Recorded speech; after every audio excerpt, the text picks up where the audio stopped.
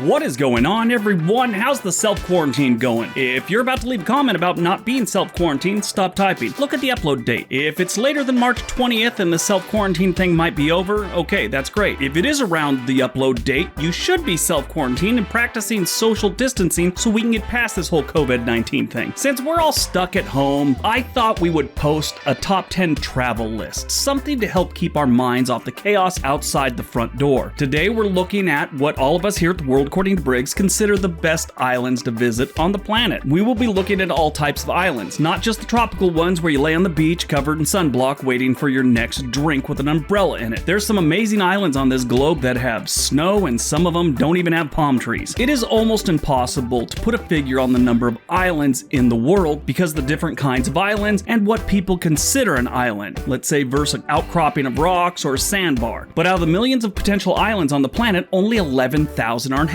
I did not know that. I think that's a shockingly low number. Kind of cool though. It means there's a lot of islands out there that you could disappear on. You'd probably die of starvation or dehydration, but still. So all that being said, let's see what we consider the best and most beautiful islands on the planet.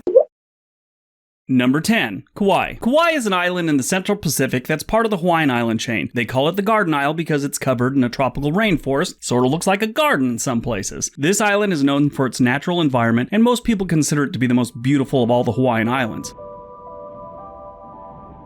Kayla, our social media girl, grew up in Hawaii and said the hiking and waterfalls here are amazing, and it'll probably stay that way as long as the Howleys don't screw it up. This is one of the most popular filming locations for any TV show or movie that's got a tropical backdrop. It doesn't even have to be a movie about Hawaii. They'll still use it. It could be about the Philippines, and they're going to film it in Hawaii. Relaxing and untouched, Kauai is the least commercially developed Hawaiian island and only has 67,000 residents. Compare that to Oahu, which is roughly the same size. They have just under 1 million residents.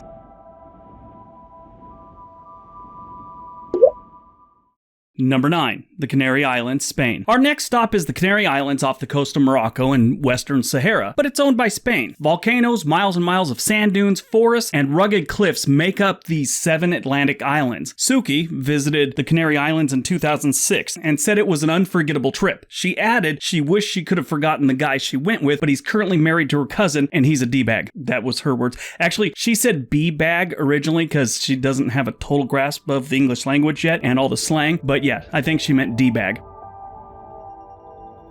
Suki stayed at Conquistador. She said it's nice, but there are many nice places on the island, so make sure you stay at one on the beach. Some of the more inland ones try and hide how far away they are from the ocean, but she said they're still all pretty nice.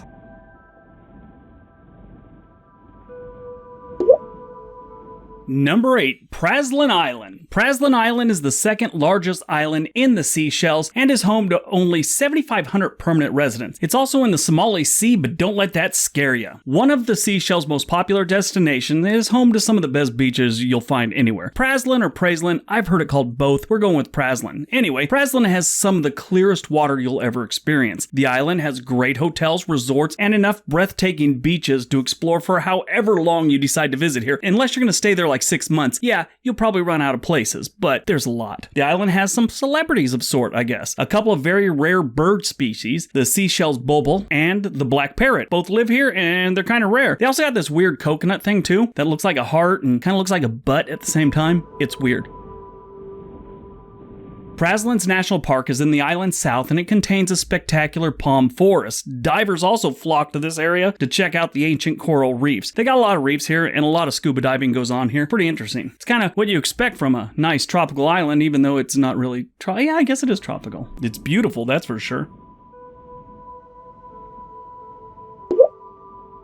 Number 7, the island of Bermuda. Now, this is a British island, and I love Bermuda, and I love Bermuda shorts. They were really popular when I was in high school. I don't know why. They're big in the 50s, and then all of a sudden, the late 80s, they were big again. Weird. Bermuda is a British island territory in the North Atlantic Ocean known for its pink sand beaches. Yes, Pink sand. They have it there. I don't know if they have it anywhere else. But anyway, the island has a massive royal dockyard complex that has some fun attractions like Dolphin Quest, a maritime history museum, all kinds of really cool stuff. A lot of cruise ships go here. You can get on, let's say, Norwegian Cruise Lines and book a trip that leaves Boston or New York and goes right to the Royal Naval Dockyard. And then it'll sit there for a couple days and then you sail back. Now, when you're sailing there, it's like 2 days at sea and then you stay there for like 3 days, then it's 1 day back. I don't know why. But anyway, that's how it is. The island has a distinctive blend of British and American culture, which can be found at the capital of Hamilton. It's a really neat island. I've poked around there a couple times. It's pretty fun. If you're not into the beaches and the dockyard and all that, just go around the streets. The architecture of this island is amazing.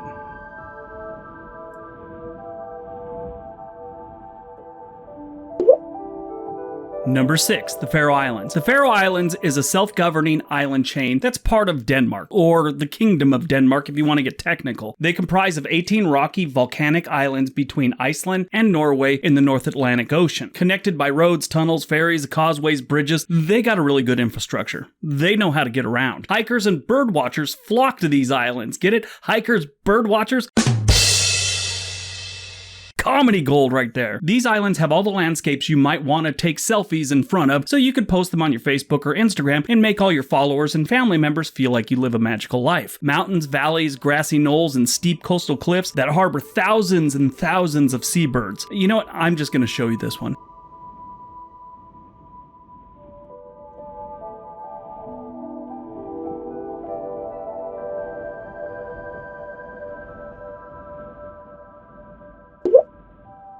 Number 5, the Similan Islands, Thailand. The Similan Islands in southern Thailand are one of the most visited islands Americans never seem to visit, but I promise you've seen them before. Could have been a movie, a website, National Geographic's, or any 20-year-old European YouTube vlogger. They all seem to make it here with their girlfriends that they need to film in slow-mo while she walks seductively into the ocean or jungle with a heavy focus on her thong. Yeah, it's a thing. Saw it more than once. I'll tell you what, this is how one guy described it on TripAdvisor. Clear, warm weather, lost. He wrote lost. I think he meant lots to see in the water if you like to scuba dive or snorkel. I highly recommend these islands. Sunblock, a hat, a big smile is all you'll need here. I thought that was pretty cool. Here's some great video of the islands.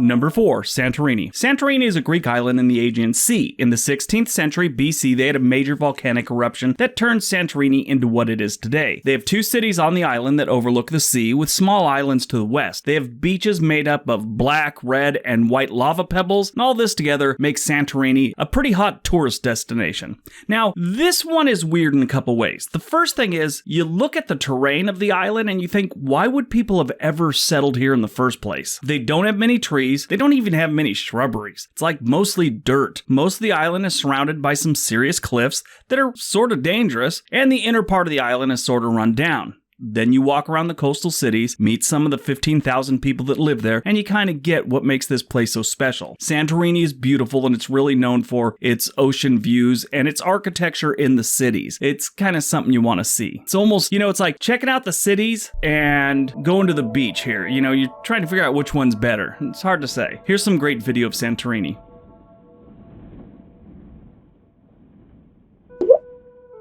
Number 3, Lofoten Islands, Norway. Lofoten Islands have become very popular in the last decade. It's kind of weird. About 10 or 15 years ago, people quit talking about going to Europe or Australia and started talking about going to or wanting to go to more northern places like Sweden, Iceland, and Norway. I think it's because they started making more attractive winter clothing. That's been my experience, at least. If you're one of those people that bought some sweet cold weather gear, I'm sure you already know about the Lofoten Islands. If you ever make it here, go to Anita's and have a fish burger.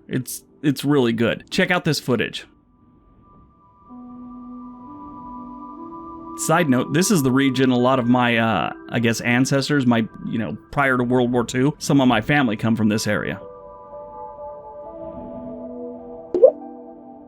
Number 2, Bora Bora. If you have a pulse, you've probably heard of Bora Bora, easily the most popular island in the South Pacific. Bora Bora is one of the few places on Earth that everyone hopes to witness in their lifetime. It looks like what you expect Fantasy Island to look like. It's that perfect. Bora Bora is all about romance. The island is one of the most popular honeymoon destinations on the planet. Newlyweds who visit Bora Bora for their first honeymoon, yeah, I say first because so many people have a second honeymoon 10 years later, feel as though they've made it to paradise where they can relax and dream about their future together. They're normally young enough to think that married life is this perfect existence where you stay 20 forever and have really cool friends. 30 years later, you realize all your friends are from your bowling league and there's nothing cool about them. Bora Bora is cool though. Check it out.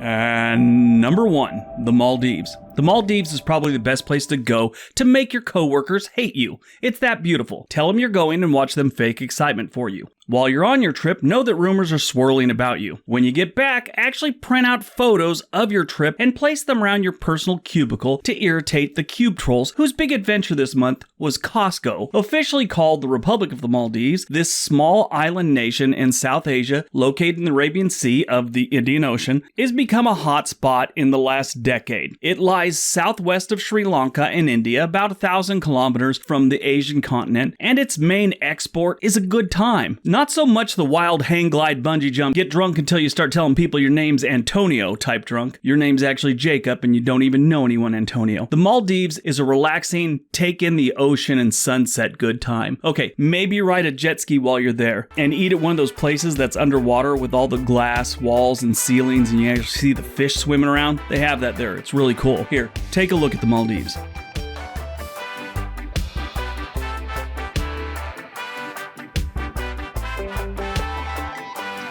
Alright, so that is our top 10 most beautiful islands on the planet. I hope you guys enjoyed it. Hope you liked the little positive thing we're doing this week. Hopefully it'll get us through all this stuff, or help a little bit get us through. I know my videos aren't actually getting anyone through anything, but maybe just take your mind off all the chaos we got going on. Anyway, everyone take care of yourself. Be healthy. Don't forget all the links below. Give the video a big thumbs up if you like what we're doing here. Subscribe if you really like what we're doing here. Everybody have a great day. Be nice to each other.